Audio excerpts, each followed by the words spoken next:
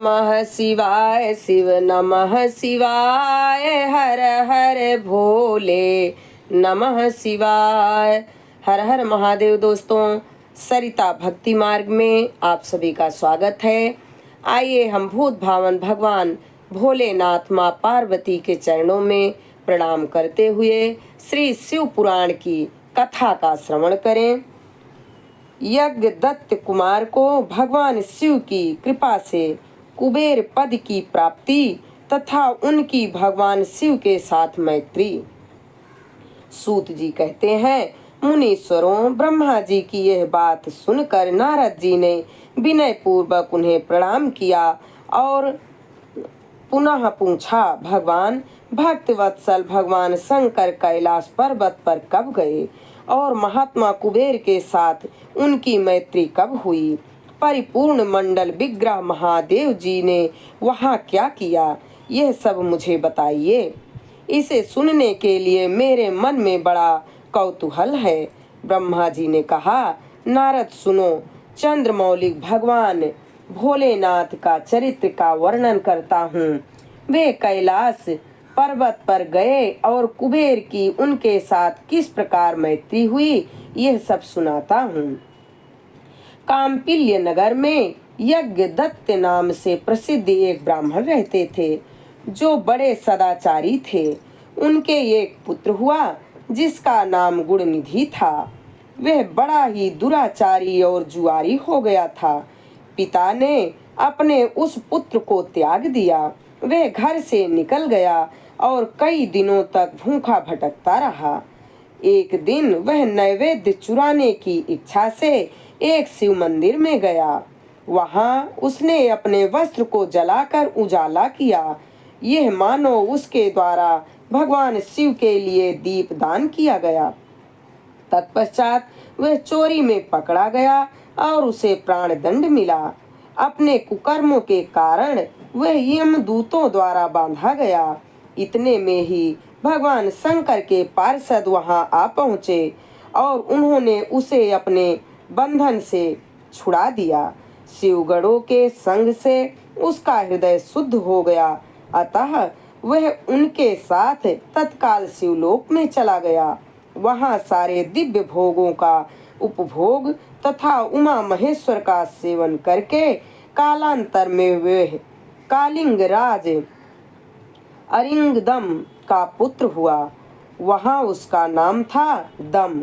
वह निरंतर शिव मंदिर में दीपदान करवाना सबके लिए अनिवार्य होगा। जिस जिस ग्रामाध्यक्ष के गांव के पास जितने शिवालय हो, वहां वहां बिना कोई विचार किए सदा दीप जलाना चाहिए।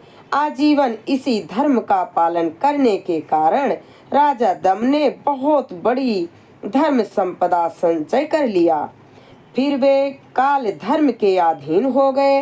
दीप दान की वासना से युक्त होने के कारण उन्होंने शिवालयों में बहुत से दीप जलवाए और उसके फलस्वरूप जन्मांतर में वे रत्नमय दीपों की प्रभा के आश्रय हो अलकापुरी के स्वामी हुए।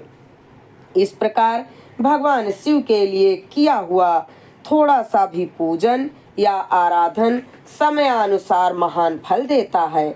ऐसा जानकर उत्तम सुख की इच्छा रखने वाले लोगों को शिव का पूजन अवश्य करना चाहिए। वह दीक्षित का पुत्र जो सदा सब प्रकार के अधर्मों में रचा पचा रहता था, दैव योग से शिवालय में धन चुराने के लिए गया और उसने स्वार्थवश अपने कपड़े को दीपक की बाती बनाकर उसके प्रकाश से शिवालय के ऊपर का अंधेरा दूर कर दिया।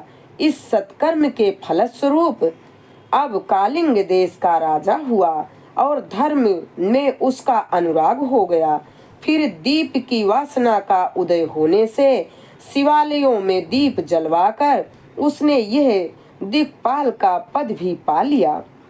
मुनीश्वर, देखो तो सही, कहाँ उसका वह कर्म और कहाँ वह दिक्पाल की पदवी, जिसका वह मानव धर्मा प्राणी इस समय यहाँ उपभोग कर रहा है।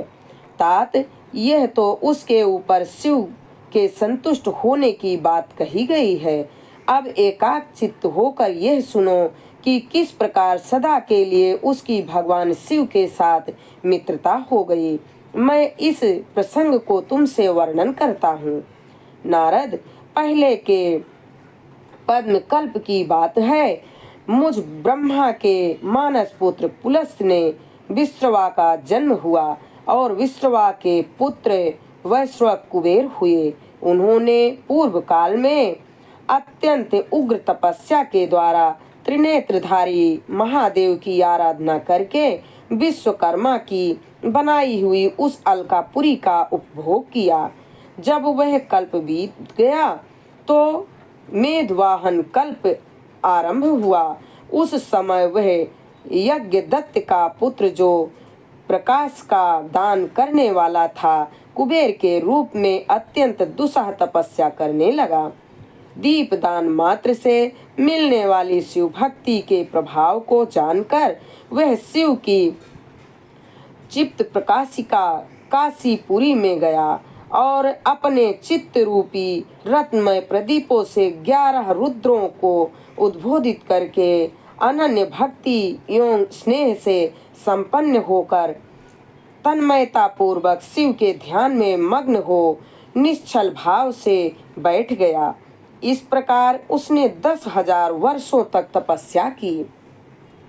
तदनंतर विशालाक्षी पार्वती देवी के साथ भगवान विश्वनाथ कुबेर के पास आए।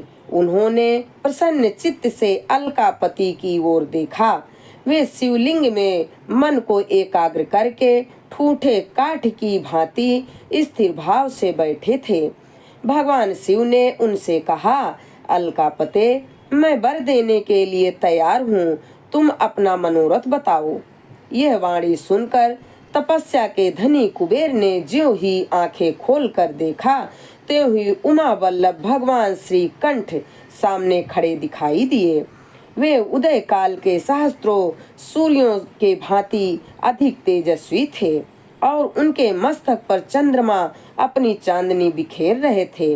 भगवान शंकर के तेज से उनकी आंखें चौंधिया गई, उनका तेज प्रवाहित हो गया और वे नेत्र बंद करके मनोरथ से भी परे विराजमान देव देवेश्वर शिव से बोले, नाथ, मेरे नेत्रों को वह दृष्टि शक्ति दीजिए जिससे आपके चरणारविंदों का दर्शन हो सके। स्वामिन, आपका प्रत्यक्ष दर्शन हो, यही मेरे लिए सबसे बड़ा वर है। कुबेर की यह बात सुनकर देवाधिदेव उमापति ने अपनी हथेली से उनका स्पर्श करके उन्हें देखने की शक्ति प्रदान की। दृष्टि शक्ति मिल जाने पर यज्ञदत्त के पुत्र ने आंखें फाड़ फाड़ कर पहले उमा की ओर देखना आरंभ किया। वे मन ही मन सोचने लगा, भगवान शंकर के समीप यह सर्वांग सुंदरी कौन है? इसने कौन सा ऐसा तप किया है जो मेरी भी तपस्या से बढ़ गया है? यह रूप, यह प्रेम, यह सौभाग्य और यह असीम शोभा सभी अद्भुत है। वह ब्राह्मण कुमार बार बार यही कहने लगा। जब बारंबार यही कहता हुआ वह क्रूर दृष्टि से उनकी ओर देखने लगा, तब वामांग के अवलोकन से उसकी बाईं आंख फूट गई। तदनंतर देवी पार्वती ने महादेव जी से कहा, प्रभो, यह दुष्ट तपस्वी बार बार मेरी ओर देखकर क्या कह रहा है? आप मेरी तपस्या के तेज को प्रकट कीजिए।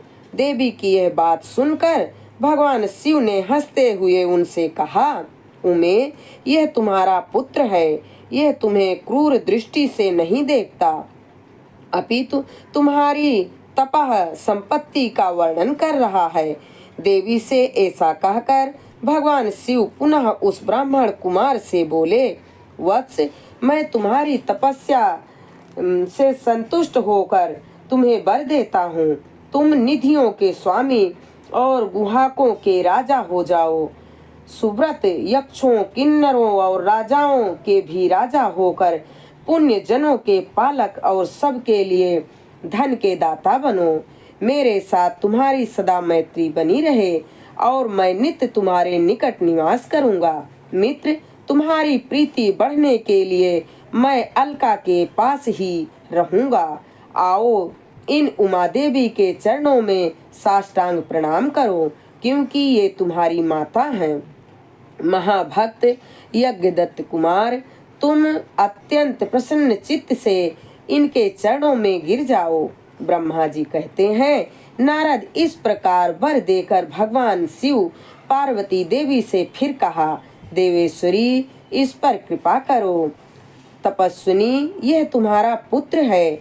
भगवान शंकर का यह कथन सुनकर जगदम्बा पार्वती ने प्रसन्न चित्त हो यज्ञदत्त कुमार से कहा, वत्स, भगवान शिव में तुम्हारी सदा निर्मल भक्ति बनी रहे। तुम्हारी बाईं आंख तो फूट गई है, इसलिए एक ही पिंगल नेत्र से युक्त रहो। महादेव जी ने जो वर दिए हैं वे सब उसी रूप में तुम्हें सुलभ हों। बेटा, मेरे रूप के प्रति ईर्ष्या करने के कारण तुम कुबेर नाम से प्रसिद्ध होगे।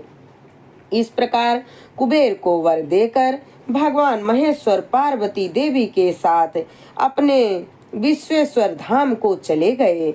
इस तरह कुबेर ने भगवान शंकर की मैत्री प्राप्त की और अलकापुरी के पास जो कैलाश पर्वत है वहां भगवान शंकर का निवास हो गया। हम भूत भावन भगवान भोलेनाथ माँ पार्वती के चरणों में प्रणाम करते हुए इस कथा को यहीं पर विराम देते हैं। आगे की कथा अगले वीडियो में। हर हर महादेव।